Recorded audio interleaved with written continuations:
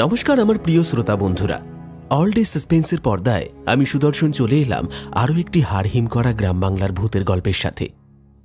এখানে বেশি কথা না বলে সরাসরি গল্প শোনানো হয়, তাই চলুন আর বেশি দেরি না করে শুরু করি আজকের গল্প। আজ আপনি শুনতে চলেছেন লেখিকা শর্মিষ্ঠা চ্যাটার্জি বিরচিত গ্রাম বাংলার ভূতের গল্প এক অমাবস্যার রাতে। আজও গল্প পাঠে এবং সকল পুরুষ চরিত্রে আমি সুদর্শন। আজ আমার সঙ্গে নারী কণ্ঠে থাকছে সুপমা এবং বর্ণালী। শুরু হচ্ছে এক অমাবস্যার রাতে।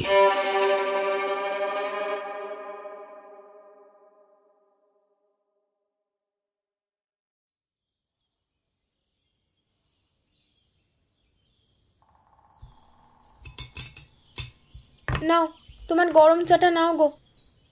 আজ তোমার অফিস থেকে ফিরতে কত রাত হবে?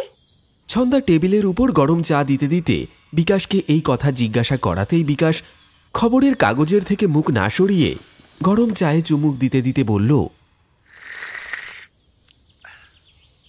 আজও অফিস থেকে বাড়ি ফিরতে ফিরতে রাত ৮টা-৯টা বাজতে পারে, কারণ এই কয়দিন আমার অফিসে খুব কাজের চাপ আছে।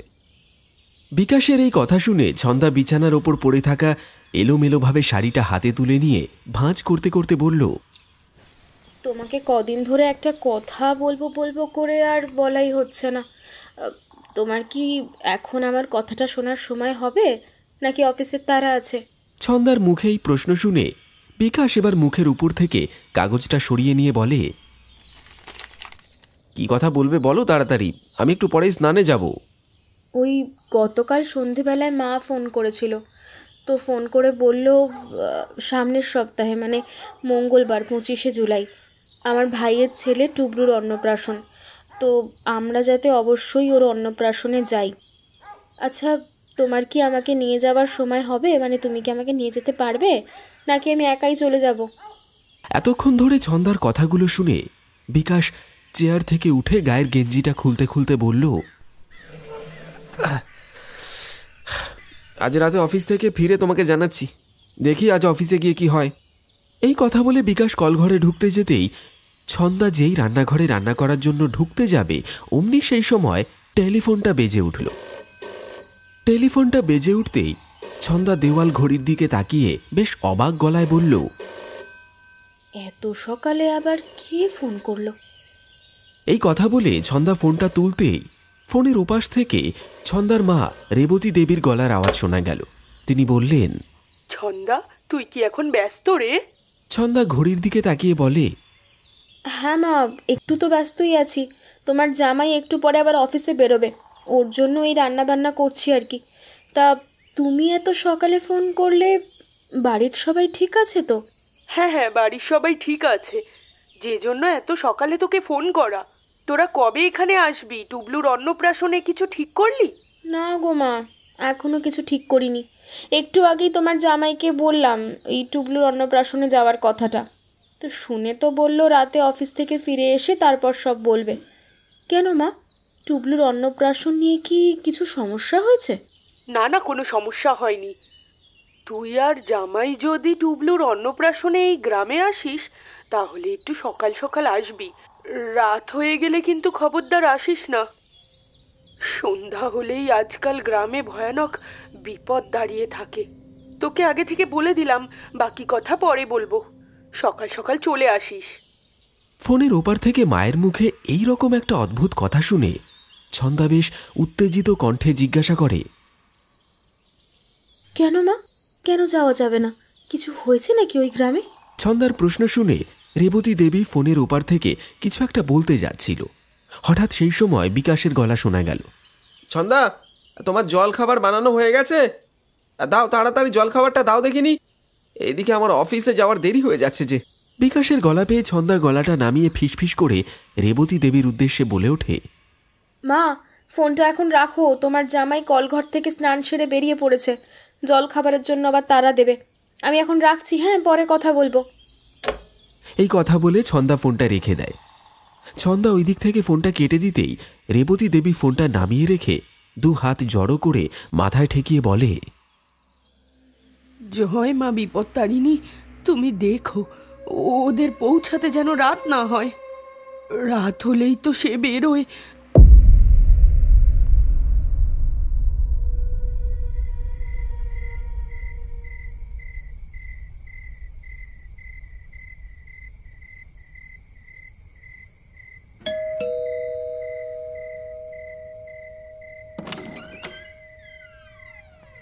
কি গো, টুবলুর অন্নপ্রাশনে যাবে তো?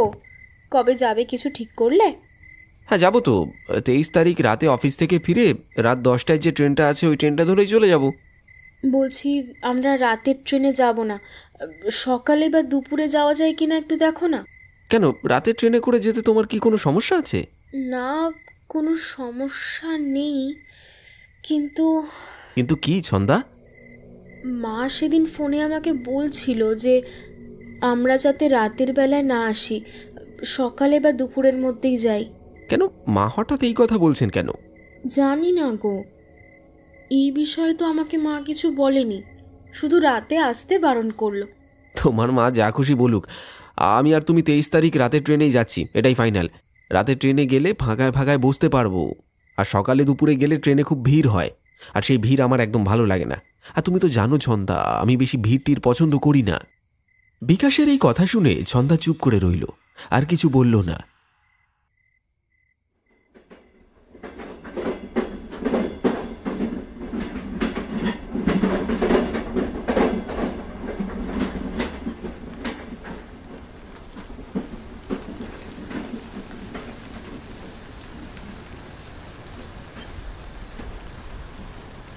ছন্দা স্টেশনে নেমে স্টেশনের চারিদিকে তাকিয়ে দেখে স্টেশনের চারিদিকটা কেমন ঘুটঘুটে অন্ধকার হয়ে আছে, একটাও আলো জ্বলছে না।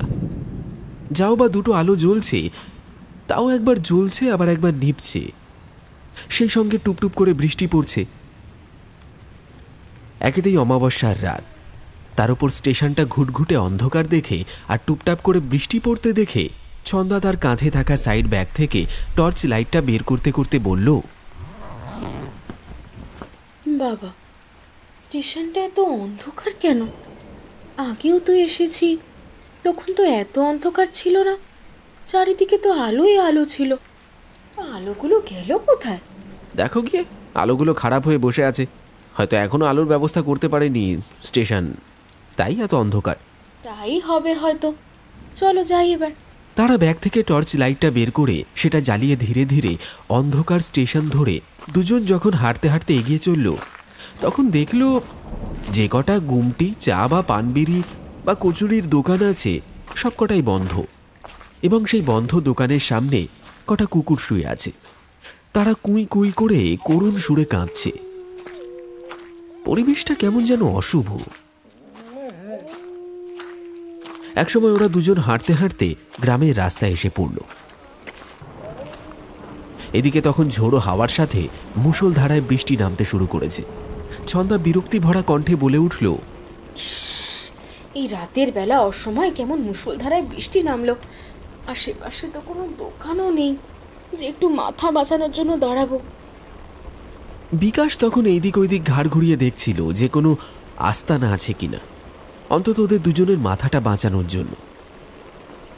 এমন সময় সে দেখতে পায় তাদের দুজনের থেকে খানিকটা দূরেই খড়ের ছাউনি দেওয়া বাঁশের চালা মতো একটা ছোট্ট ঘর আছে। ছন্দা, ওই দেখো, ওইদিকে রাস্তার ধারে একটা বাঁশের ছোট চালা ঘর আছে, চলো ওইখানে গিয়ে আমরা দাঁড়াই।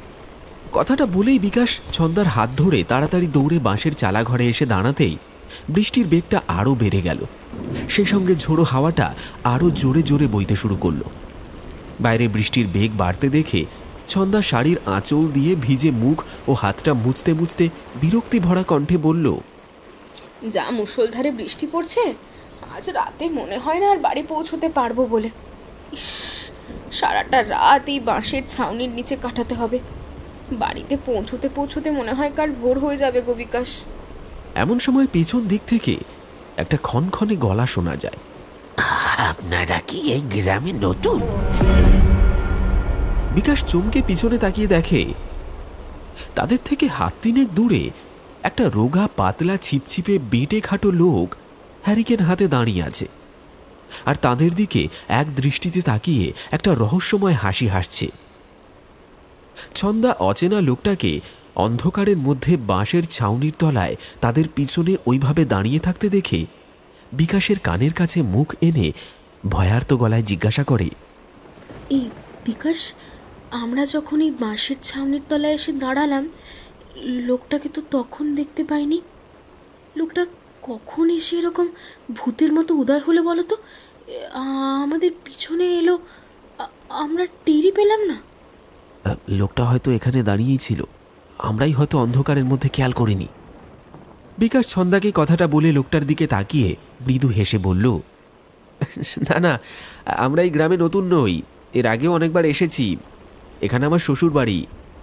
কথাটা শুনে লোকটা ওদের দুজনের দিকে কিছুক্ষণ রহস্যময় দৃষ্টি দিয়ে তাকিয়ে আবার ক্ষণক্ষণে গলায় প্রশ্ন করল, এই বৃষ্টি মুখর রাতে আপনারা কতক্ষণ এই বাঁশের ছাউনির তলায় দাঁড়িয়ে থাকবেন? আর চলুন না, আজ রাতটা বরঞ্চ আপনারা দুজন আমার বাড়িতেই রাত কাটাবেন। লোকটার কথা শুনে বিকাশ প্রশ্ন করল, আপনার নাম কি? আপনার বাড়ি কোথায়? এখান থেকে কত দূর? আমার নাম নরেন সামন্ত। আমার বাড়ি এই খামার বেরিয়া গ্রামেই। আমার বাড়ি এখান থেকে বেশি দূরে নয়। কথাটা বলেই নরেন বাঁশের ছাউনির পিছনে যে বড় মাঠটা আছে সেই দিকে আঙুল নির্দেশ করে ছন্দা আর বিকাশকে বলল, ওই যে বড় মাঠটা দেখতে পাচ্ছেন, এই বড় মাঠের অপর প্রান্তে একটা ছোট্ট কুঁড়ে ঘর আছে, দেখতে পাচ্ছেন? হ্যাঁ, আচ্ছা, দেখতে পাচ্ছি।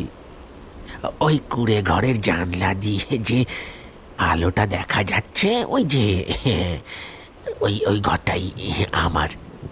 এখান দিয়ে মাত্র 5 মিনিটের হাঁটা পথ, বাবু।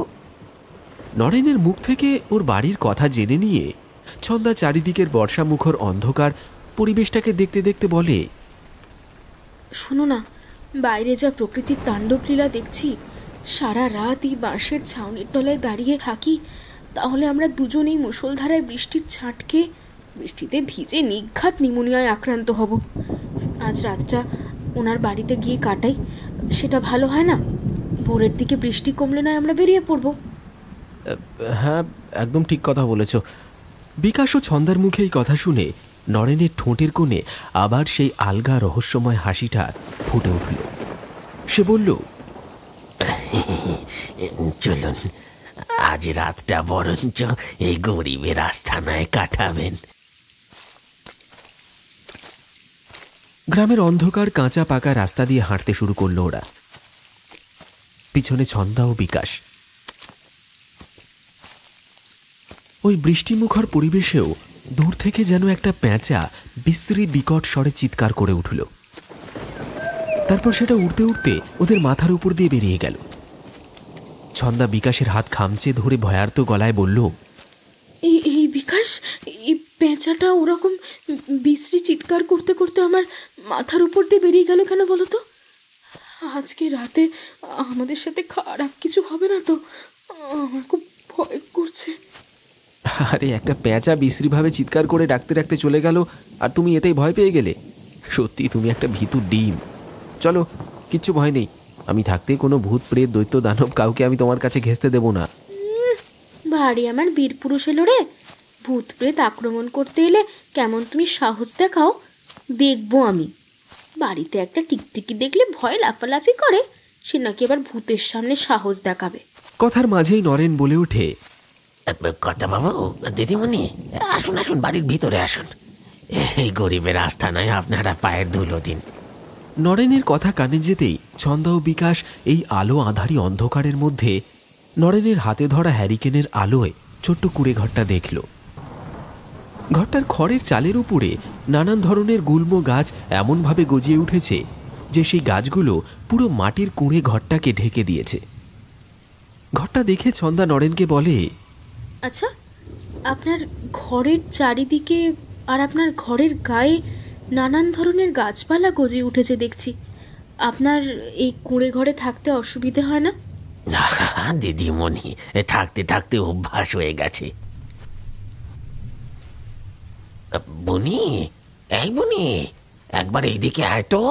নরেনের ডাক শুনে ঘরের ভিতর থেকে 10-11 বছরের একটা বাচ্চা মেয়ে বেরিয়ে এসে ঘরের দাওয়ায় দাঁড়িয়ে নরেনের দিকে তাকাতেই নরেন তার উদ্দেশ্যে বলল, বুনি, দিদিমণির হাত থেকে ব্যাগপত্রগুলো নিয়ে দিদিমণি আর কর্তাবাবুকে ওই ঘরে নিয়ে যা দেখিনি। বাচ্চা মেয়েটি মাটির দাওয়া থেকে নেমে ছন্দার হাত থেকে ব্যাগপত্রগুলো নিয়ে তাকে ইশারায় অনুসরণ করতে বলল। ওরা ঘরের ভেতর প্রবেশ করল, আর ঘরে প্রবেশ করতেই একটা পচা আষ্টে দুর্গন্ধ নাকে ধাক্কা মারল। পচা একটা আষ্টে দুর্গন্ধ বেরোচ্ছে, গন্ধটা কিসের?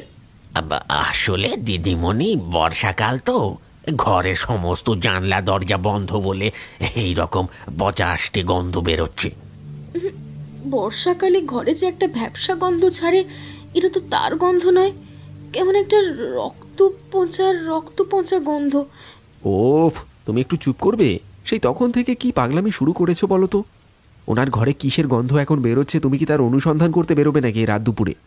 আমি পাগলামি করছি তখন থেকে, আমি পাগলামি করছি তখন থেকে। ওনার ঘরে একটা পচা আষ্টে দুর্গন্ধ বেরোচ্ছে, সেই গন্ধটা আমার নাকে ভালো লাগছে না, সেটাও কি আমি বলতে পারবো না ওনাকে? ভারী অদ্ভুত ব্যাপার তো। দিদিমণি, আপনি কিছু চিন্তা করবেন না, আমি এক্ষুনি ঘরের জানলাগুলো খুলে দিচ্ছি, দেখবেন এই সমস্ত দুর্গন্ধ এক্ষুনি কেটে যাবে বাইরে ঠান্ডা বাতাস ঢুকলে। নরেন জানলাগুলো তাড়াতাড়ি খুলে দিল, আর কিছুক্ষণের মধ্যেই সত্যি বাইরে ঠান্ডা বাতাস ঢুকে যে গন্ধটা ঘরের মধ্যে মো মো করছিল সেটাকে যেন তাড়িয়ে নিয়ে চলে গেল। নরেন ঘরের সব জানলাগুলো খুলে দিয়ে বাচ্চা মেয়েটার দিকে তাকিয়ে বলল, বুনি, মা আমার, কর্তাবাবু আর দিদিমণির জন্য একটু জল আর মিষ্টি নিয়ে আয় তো। ওনারা মনে হয় অনেকক্ষণ কিছু খায়নি, ওনাদের চোখ মুখগুলো কেমন শুকিয়ে গেছে। বাচ্চা মেয়েটিকে কথাটি বলার সঙ্গে সঙ্গেই সে প্রায় এক দৌড়ে পাশের ছোট্ট ঘরে চলে যায়। ছন্দা নরেনকে প্রশ্ন করে, আচ্ছা, এই বুনি বলে যে বাচ্চা মেয়েটাকে ডাকছেন, ও আপনার কে হয়? ছোট্ট একটা তক্তপোষের ওপর বসতে বসতে মৃদু হেসে নরেন বলল, ও হলো আমার মেয়ে, ওর ভালো নাম বন্যা। ও বর্ষাকালে জন্মেছিল বলে আমি ওকে বুনি বলে ডাকি। আর আপনার স্ত্রী, ওনাকে তো দেখছি না।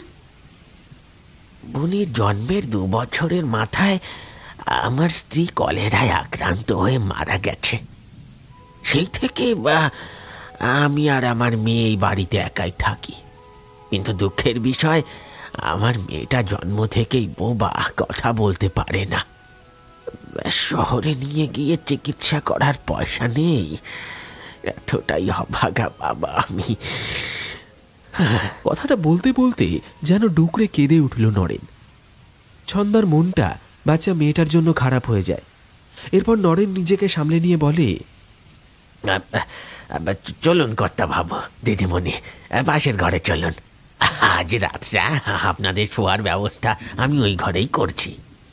কথাটা বলেই নরেন ওদের দুজনকে পাশেই লাগোয়া একটা ছোট্ট ঘরে নিয়ে গেল। ঘরটা খুব একটা বড় নয়, বেশি আসবাবপত্রও নেই। ঘরের মাঝখানে মাঝারি ধরনের একটা চৌকি পাতা আছে, তার পাশে একটা ছোট্ট কাঠের টুল, সেই টুলের উপর একটা জ্বলন্ত হ্যারিকেন রাখা। এছাড়া ঘরের কোণে একটা ছোট্ট মাটির কুঁজো আছে, সেই কুঁজোর মুখে একটা মাটির গ্লাস উপুর করে রাখা। ছন্দা ও বিকাশ ছোট ঘরটাতে ঢুকে চৌকির উপর বসতেই বুনি বলে সেই বাচ্চা মেয়েটা একটা ছোট্ট পাত্র নিয়ে ঢুকল। হাতে একটা প্লেট ছিল, প্লেটে সাজানো 2 ছোট ছোট সন্দেশ আর জল ভর্তি 2 মাটির গ্লাস। প্লেটের ওপর থেকে একটা মিষ্টি আর একটা জল ভর্তি মাটির গ্লাস বিকাশ হাতে তুলে নিল। তারপর মিষ্টিতে একটা কামড় দিয়ে জল ভর্তি গ্লাস থেকে কিছুটা জল গলধকরণ করার পর মুখটা সামান্য কাঁচু মাচু করে বিকাশ বলল, নরেনবাবু, জলটা তো নোনতা কেন? তোমরা কিসের জল ব্যবহার করো বলো তো? কর্তা, আমরা তো সব সময় পুকুরের জল ব্যবহার করি। এই তো আমাদের বাড়ির পাশে যে পুকুরটা আছে, ওই পুকুরের জলই আমরা ব্যবহার করি প্রতিদিন। না, পুকুরের জল তো এত নোনতা হয় না। পুকুরের জল তো আমিও এর আগে খেয়ে দেখেছি, খুব ভালো হয়, কিন্তু এটা কেমন যেন নোনতা নোনতা লাগলো, খুব একটা ভালো লাগলো না। কথাটা বিকাশ বলল ঠিকই, কিন্তু জলটা খেতে গিয়ে ও ঠোঁটের কোণে যে লাল আর কালচে রক্ত লেগে গেল, সেই প্রসঙ্গটা বিকাশ বা ছন্দা কেউ লক্ষ্য করল না। নরেনের ঠোঁটের কোণে যেন একটা আলগা রহস্যের হাসি খেলে গেল। সে বাইরের জানলার দিকে তাকিয়ে বলল, কর্তাবাবু, দিদিমণি, রাত তো অনেক হয়ে গেছে, আপনাদের নিশ্চয়ই খুব খিদে পেয়েছে। আপনারা একটু অপেক্ষা করুন, এই বর্ষা মুখর রাতে গরম গরম খিচুড়ি বানাই গিয়ে। না না নরেনবাবু, আপনাকে আর কষ্ট করে খিচুড়ি বানাতে হবে না। এই তো আপনার মেয়ে বুনি জল মিষ্টি তো দিল, এই খেয়ে আমাদের সারা রাত হয়ে যাবে। ভোর হলেই আমরা বেরিয়ে পড়ব। আপনি যান, অনেক রাত হয়ে গেছে। বুনিকে নিয়ে বরং শুয়ে পড়ুন, দেখুন ওর কেমন ঘুম পেয়েছে। আর এদিকে আমারও একটু ঘুম ঘুম পেয়েছে, একটু না ঘুমোলে না ভোরে একেবারে উঠতে পারবো না। আচ্ছা বেশ দিদিমণি, ঠিক আছে। আপনারা পথশ্রমে খুব ক্লান্ত, আপনারা গিয়ে শুয়ে পড়ুন। আমি পাশের ঘরেই আছি, দরকার হলে ডাকবেন কিন্তু। অবশ্যই।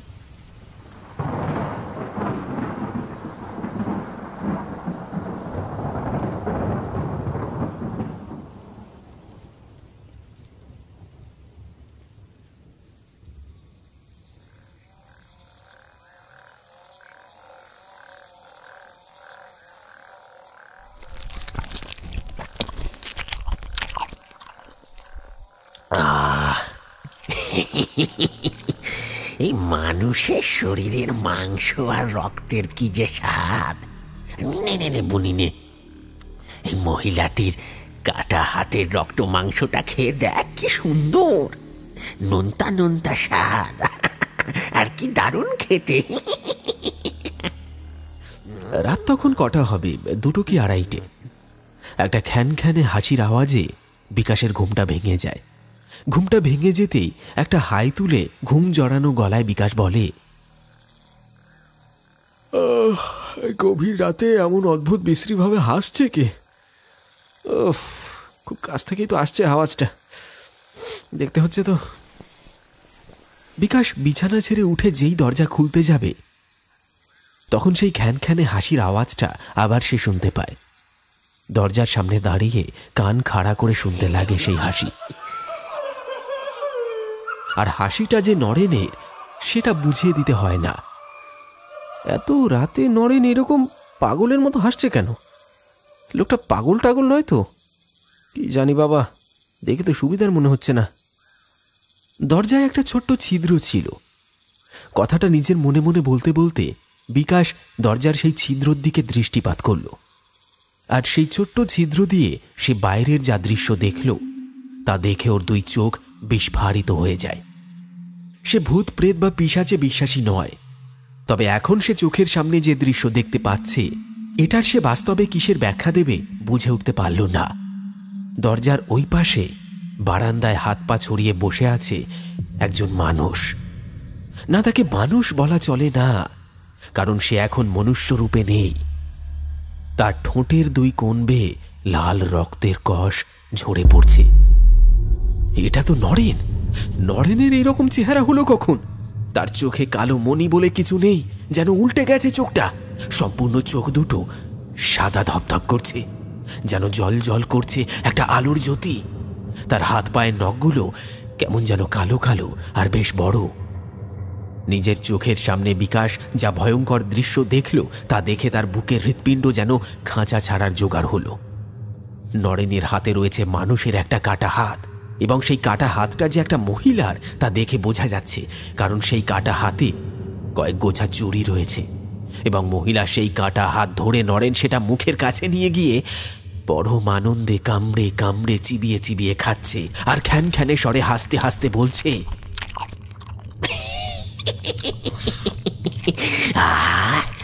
মানুষের রক্ত আর মাংসের কি স্বাদ বলবুনি।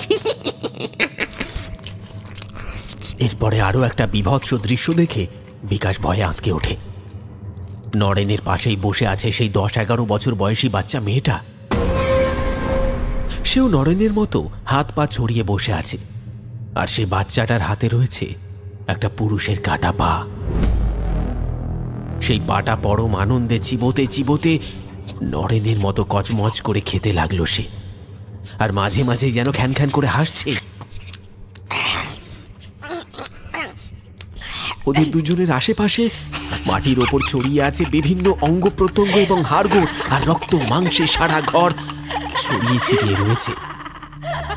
একটা বিভৎস পচা আষ্টে গন্ধ যেন বিকাশের নাক ভেদ করে ফুসফুসে প্রবেশ করছে। বিকাশের বমি উঠে আসে। ভয়ার্ত কণ্ঠে কাঁপতে কাঁপতে সে বলে, এই গভীর রাতে আমরা দুজন কার বাড়িতে আশ্রয় নিলাম? যাদের বাড়ি আশ্রয় নিলাম তারা তো সাক্ষাৎ নরপিশাচ। কি আমি কি ঠিক দেখছি? এখান থেকে পালাতে হবে, এখান থেকে পালাতে হবে। না, ছন্দা, হে ছন্দা, ছন্দা, ছন্দা, ওঠো, তাড়াতাড়ি ওঠো, এখান থেকে আমাদের এক্ষুনি পালাতে হবে, আমাদের বড় বিপদ। কি হচ্ছে বিকাশ? তুমি এত রাতে আমাকে ডাকছো কেন? আর তোমার চোখে মুখে এরকম শুকনো কেন লাগছে? কি হয়েছে? একদম আওয়াজ করো না, একদম আওয়াজ করো না, চুপ চুপ, আস্তে। ওই দরজা দিয়ে আমি একটা বিভৎস দৃশ্য দেখলাম ছন্দা। ছন্দাকে সমস্ত কথা বিকাশ বলল। এখন চলো, ওদের চোখ এড়িয়ে চুপি চুপি পালাতে হবে। কিন্তু এখন কি করে আমরা পালাবো? এই ঘরে তো মাত্র একটাই দরজা, আর তো কোনো দরজাও নেই পালানোর মতো। ছন্দার কথা শুনে বিকাশ ঘরের চারিদিকটা ভালোভাবে দেখতে লাগলো। সে দেখলো তাদের বিছানা থেকে একটু দূরেই একটা বন্ধ জানলা রয়েছে। সেই জানলার কয়েকটা গরাদ আবার ভাঙা। ছন্দা, ছন্দা, ওই দেখো, একটা বন্ধ জানলা রয়েছে। চলো, আমরা চুপিসারে ওই বন্ধ জানলা দিয়ে পালিয়ে যাই, ওরা টের পাবে না তাহলে। কিন্তু এ কি? এই জানলাটা তো শক্ত লোহার চেন দিয়ে বাঁধা। বিকাশ, তুমি এই জানলাটা খুলতে পারবে? দাঁড়াও দাঁড়াও, আমি জানলাটা খোলার চেষ্টা করছি। তুমি দরজার কাছে গিয়ে দেখো ওই নরপিশাচ দুটো টের পেয়ে গেল কিনা যে আমরা জেগে গেছি, ওদেরকে দেখে ফেলেছি। হ্যাঁ, আমি দেখছি। তুমি তাড়াতাড়ি জানলাটা খোলার ব্যবস্থা করো। ছন্দা এগিয়ে গেল দরজার দিকে। তারপর সেই ছিদ্র দিয়ে সেই একই দৃশ্য দেখল যেটা বিকাশ কিছুক্ষণ আগেই দেখেছিল। ওইদিকে বিকাশ নিজের সমস্ত শক্তি প্রয়োগ করে নিঃশব্দে জানলাটা খোলার চেষ্টা করতে লাগল। বিকাশ নিজের কাজে সফল হয়েই এসেছে, এমন সময় হঠাৎ ওই ছোট্ট দরজার ছিদ্র দিয়ে ছন্দা আর নরেনের চোখাচোখি হয়ে যায়। একটা কান এঁটো করা বিশ্রী হাসি হাসতে হাসতে নরেন বলে, দিদিমণি, আপনি এত রাতে দরজার সামনে দাঁড়িয়ে কি করছেন? আমাদের বাপ বেটির মানুষের রক্ত মাংস খাওয়া দেখতেছেন নাকি? কথাগুলো শুনে আর তার ওই ভয়ঙ্কর বিভৎস রূপ দেখে ছন্দা ভয়ে ভয়ে দরজার কাছ থেকে এক হাত ছিটকে দূরে সরে যায়। বিকাশ, তোমার জানলা খোলা হলো, আর ওদের কাণ্ড কারখানা দেখতে পেয়ে গেছি। ওই নরপিশাচ দুটো জানতে পেরে গেছে। তুমি তাড়াতাড়ি জানলাটা খোলো। ছন্দার কথা শেষ হতেই ঘরের দরজার উপাস থেকে একটা জান্তব গলার শব্দ শোনা যায়। কর্তা বাবু, দিদিমণি, আপনারা কি আমার বাড়ি থেকে পালানোর চেষ্টা করছেন নাকি? যে একবার এই বাড়িতে ঢোকে আমার আর বুনির হাত থেকে সে কিছুতেই পালাতে পারে না। নরেনের কথা শেষ হওয়া মাত্রই দরজাটা দুম করে ভেঙে পড়ে। আর দরজা ভাঙার পরও মুহূর্তেই ছন্দার বিকাশ বিস্ফারিত চোখে দেখতে পায় নরেন আর তার মেয়ে বুনি দুজনেই হামাগুড়ি দিতে দিতে আর হাসতে হাসতে ঘরে ঢুকছে। তাদের দুজনের মুখে খানিকটা করে মানুষের রক্ত মাংসর পিণ্ড ঝুলছে। ইতিমধ্যে বিকাশ জানলার উপর থেকে লোহার চেনগুলো খুলে ফেলেছে আর জানলার পাল্লাটা ভেঙে বাইরে ফেলে দিয়েছে। বিকাশ, জানলার পাল্লাটা খুলে গেছে, চলো তাড়াতাড়ি পালাই এখান থেকে। ওরা আর দেরি না করে যত তাড়াতাড়ি সম্ভব নিজেদের শরীরটাকে জানলা দিয়ে গলিয়ে বাইরে লাফিয়ে পড়ে। পিছন থেকে পৈশাচিক হাসির সুরে ওরা বলে ওঠে, তোরা দুজন আমার হাত থেকে বেশি দূর পালাতে পারবি না। আমাদের হাতেই তোদের মৃত্যু হবে। নিজের শরীরগুলোকে ঘষ্টাতে ঘষ্টাতে ওরা দুজন জানলা দিয়ে গলে বাইরে বেরিয়ে আসছে। ছন্দা, ছন্দা, ওরা আমাদের আক্রমণ করতে আসছে, যত দ্রুত সম্ভব আমাদের জোরে দৌড়তে হবে, চলো। কথাটা বলা মাত্রই দিক বিদিক জ্ঞান শূন্য হয়ে গ্রামের অন্ধকার কাঁচা পাকা রাস্তা ধরে ওরা দৌড়াতে থাকে। ওরা যত দ্রুত দৌড়য় ততই দ্রুত যেন হামাগুড়ি দিতে দিতে ওদের পিছন পিছন কালো ধারালো নখযুক্ত দুটো হাত বাড়িয়ে নরেন আর বুনি এগিয়ে আসে। দাঁড়া দাঁড়া বলছে, আমরা আজ তোদের দেহের রক্ত মাংস খেয়েই ছাড়ব। মানুষের দেহের রক্তের স্বাদ অসাধারণ খেতে।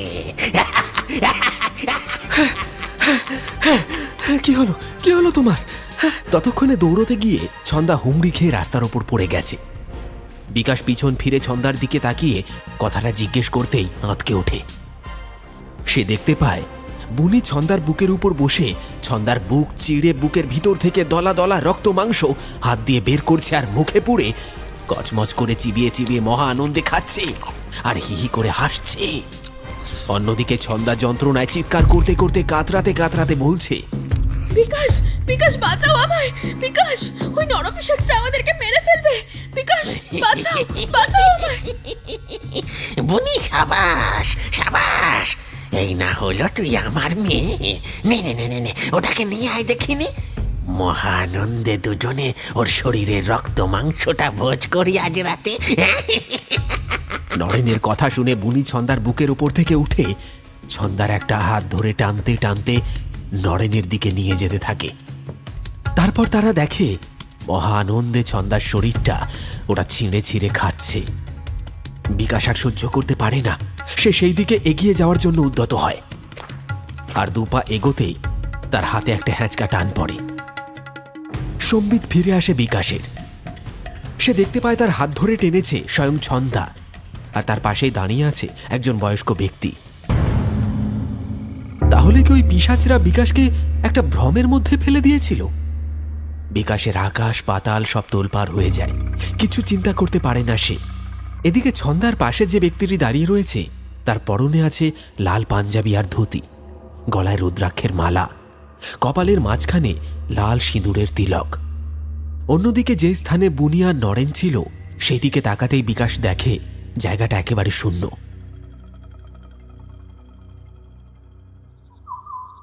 বৃষ্টি তখন থেমে গেছে। এতক্ষণ ধরে ওদের সঙ্গে যা যা ঘটনা ঘটেছে কিছুই যেন ঠিক মিলিয়ে উঠতে পারছে না বিকাশ আর ছন্দা। বিকাশ জিজ্ঞাসা করল, আপনি কে? আমার নাম অরুণাংশ মুখার্জি, আমি এই গ্রামেই থাকি। তা আপনি এত রাতে এই গ্রামের রাস্তায় একা কি করছেন? জানেন না এই গ্রামে রাতে এখন বেরোনো বারণ? ওই নরপিশাচ দুটোর কবলে পড়ে মৃত্যুবরণ করবেন নাকি?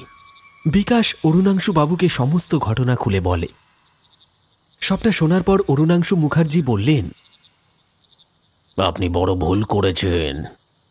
আসুন, ওই দূরে চায়ের গুমটি দোকানটা দেখতে পাচ্ছেন, ওখানে গিয়ে বসি। তারপরে আপনাকে বলছি এই গ্রামের রহস্য কি। অরুণাংশু বাবু, বিকাশ এবং ছন্দা তিনজনই এগিয়ে যায় ওই ছোট্ট দোকানটার সামনে। দোকানের সামনে একটা বেঞ্চ পাতা আছে, সেখানে বসে খানিকক্ষণ জিরিয়ে নিতে থাকে ওরা। ততক্ষণে অরুণাংশু মুখার্জি একটা অদ্ভুত ঘটনা বললেন। বিকাশ বাবু, আপনাকে যে ঘটনাটা আজ আমি বলতে চলেছি সেই ঘটনাটা আজ থেকে বেশ কয়েক বছর আগেকার ঘটনা। এই গ্রামেই নরেন বলে একটি লোক থাকতো, আর তার একটি ছোট্ট বাচ্চা মেয়ে ছিল, তার নাম বুনি, যাদের আপনি দেখেছেন। সত্যি ওই বাচ্চা মেয়েটি বোবা ছিল। যখন ওই বাচ্চা মেয়েটির 2 বছর বয়স, তখন ওর মা মানে নরেনের স্ত্রী সত্যি সত্যি কলেরায় আক্রান্ত হয়ে মারা যায়। সেই থেকে বাপ বেটি দুজনে একাই ওই মাটির কুঁড়ে ঘরে থাকে। নরেন ছিল পেশায় একজন চাষি। এই গ্রামের মোড়লের জমিতে ভাগ চাষির কাজ করত, আর চাষ করে যা অর্থ উপার্জন হতো তা দিয়ে বাপ মেয়ের ছোট সংসারটা চলে যেত। এইভাবে ওদের দুজনের দিন ভালোই কাটছিল। কিন্তু ভগবান সব সুখ তো সবার কপালে সমানভাবে লেখেনি। একসময় নরেনের কপালে চরম দুঃখ নেমে এলো। সময়টা ছিল বর্ষাকাল। হঠাৎ করেই নরেনের মেয়ে বুনি খুব অসুস্থ হয়ে পড়ে। বুনি অসুস্থ হয়ে পড়তেই নরেন তাকে নিয়ে এই গ্রামের হাসপাতালে যায়। পরীক্ষা নিরীক্ষা করে জানা যায় যে বুনির 2টো কিডনির মধ্যে একটা কিডনি খারাপ হয়ে গেছে। খুব শীঘ্রই চিকিৎসা না করতে পারলে সে মারা যেতে পারে। নরেনের তখন মাথায় হাত, সে কি করে মেয়ের চিকিৎসা করবে, কারণ তার জন্য অনেক টাকার প্রয়োজন।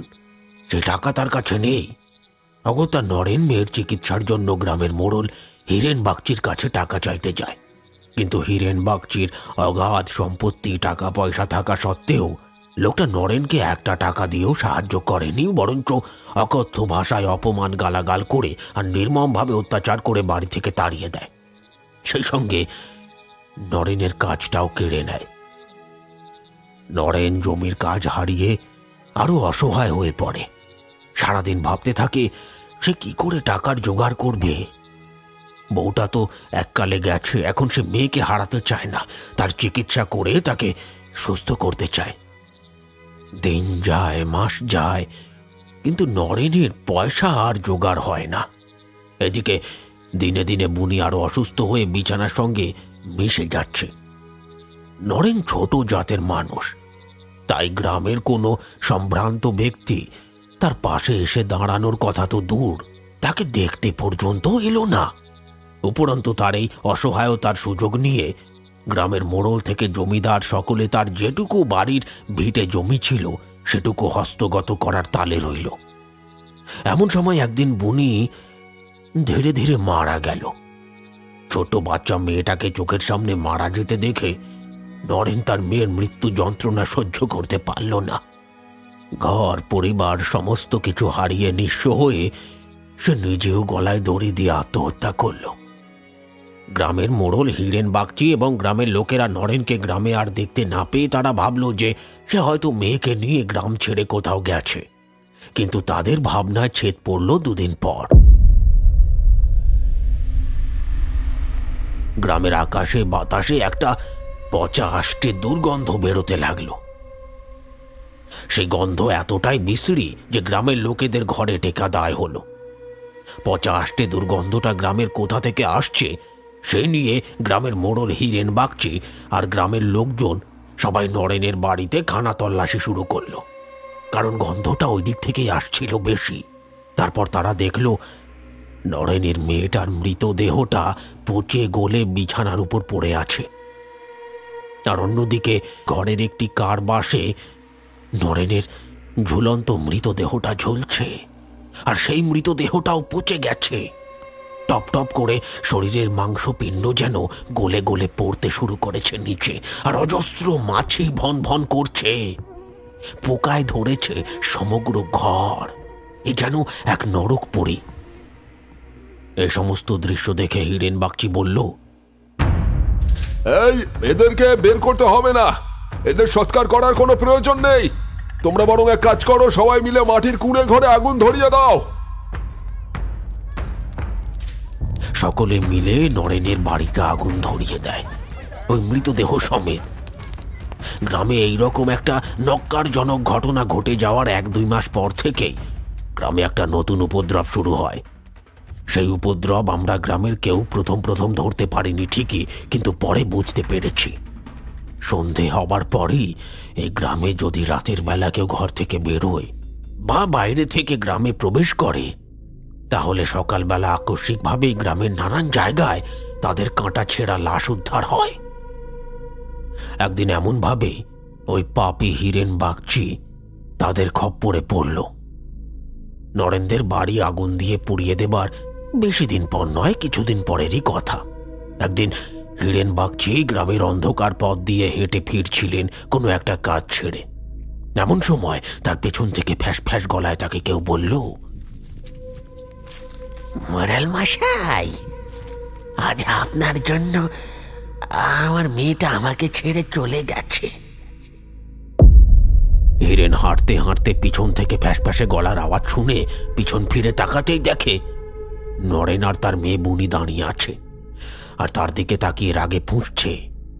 পিছনে নরেন ও তার মেয়ে বুনিকে দাঁড়িয়ে থাকতে দেখে হীরেন ভয়ে যেই পালাতে যাবে, অমনি নরেন আর বুনি হীরেনের ওপর ঝাঁপিয়ে পড়ে তার শরীরটা ক্ষতবিক্ষত করে দেয়।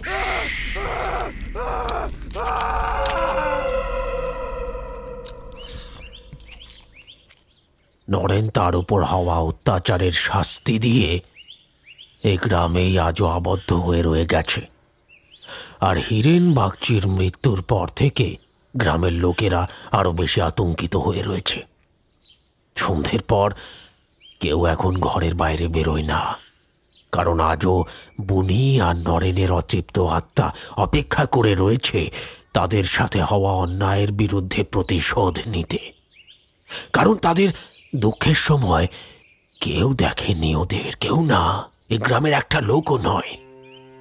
কারো সামর্থ্য ছিল না, কিন্তু যাদের সামর্থ্য ছিল তারাও নিচু জাত বলে ওদেরকে তুচ্ছ-তাচ্ছিল্য করেছিল। আজ ওরা দুজন এক রক্ত লোভী নরপিশাচে পরিণত হয়েছে। এখন ওরা মানুষ দেখতে পায় না। মানুষ দেখলেই ওদের গাটা ঘিন ঘিন করে ওঠে। তবে গ্রামে কোনো শেয়াল কুকুরকে মরতে দেখা যায় না। যা দেখা যায় সবই ওই মানুষ। আসলে নরেন জানে যে মানুষের জাত কুকুরের থেকেও শয়তান। ভোরের আলো ফুটে উঠেছে। অরুণাংশু মুখার্জির মুখ থেকে নরেন আর বুনির ওপর হওয়া নির্মম অন্যায় অত্যাচারের কাহিনী শুনে বিকাশ আর তার স্ত্রীর মুখে কোনো কথা নেই। দুইজনেরই চোখ ছলছল করে উঠল। তারা খুব ভালোভাবেই বুঝতে পারল রেবতী দেবী কেন সন্ধ্যের পর তাদের গ্রামে আসতে বারণ করেছিল।